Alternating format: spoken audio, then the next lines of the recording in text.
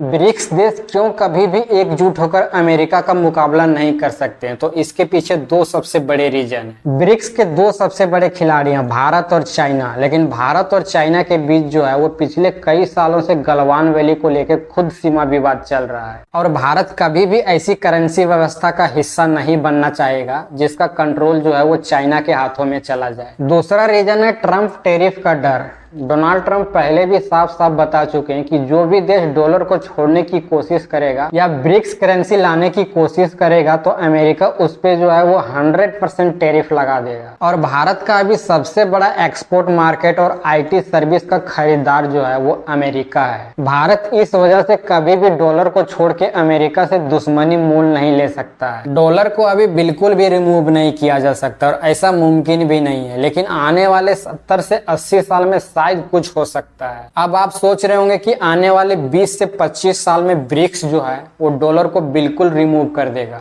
और अगर ब्रिक्स नहीं रिमूव कर पाया तो चाइना तो बिल्कुल डॉलर को रिमूव कर देगा और उसकी करेंसी युआन जो है वो डॉलर की जगह ले लेगा। तो ऐसा बिल्कुल भी नहीं हो सकता है क्योंकि डॉलर को जो है वो चाइना कभी भी पूरी तरह से रिमूव नहीं कर सकता है। अब आप सोच रहे होंगे कि ऐसा मैं क्यों कह रहा हूं, तो इसका मेन रीजन है ट्रस्ट। चाइना पे दुनिया के बहुत सारे देश जो हैं वो ट्रस्ट ही नहीं करते हैं और दूसरी बात है अमेरिका कभी ऐसा होने भी नहीं देगा और जो देश ऐसा करने की कोशिश करेगा उस देश को एक बहुत ही बड़ी कीमत चुकानी पड़ेगी। अपनी मिलिट्री से अटैक करवा के उस देश को पूरी तरह से बर्बाद कर देगा या फिर उस देश पे इतना टैरिफ और पाबंदी लाद देगा कि उस देश को सर्वाइव करना मुश्किल हो जाएगा, स्विफ्ट सिस्टम से भी बाहर निकाल देगा। और इसका जीता जागता उदाहरण है इराक और लीबिया। आज इराक और लीबिया की अर्थव्यवस्था पूरी तरह से चौपट हो चुकी है। इसने भी डॉलर को रिमूव करने की कोशिश की थी।